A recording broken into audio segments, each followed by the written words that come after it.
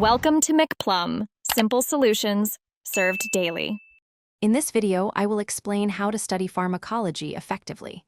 Begin by building a strong foundation in basic principles such as pharmacokinetics and pharmacodynamics. This initial understanding is crucial before diving into individual drugs. Focus on categorizing drugs by their mechanisms of action and therapeutic classes. This systematic approach helps organize vast amounts of information. Incorporate active recall and spaced repetition into your study routine for better retention. To truly master pharmacology, concentrate on the why behind each drug's action. Instead of rote memorization, understand how a drug interacts with specific receptors or enzymes. Connect these mechanisms to the body's physiological systems to see the bigger picture. Visual aids like flowcharts can be incredibly helpful for mapping out complex signaling pathways and drug interactions.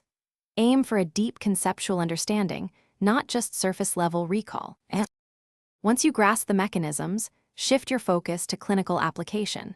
Learn the primary indications for which each drug is prescribed. Equally important is identifying the major adverse effects and contraindications to ensure patient safety.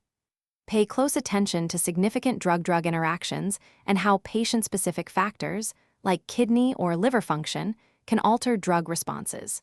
This practical knowledge is vital for future clinical practice. Consistent review is paramount for long-term retention in pharmacology.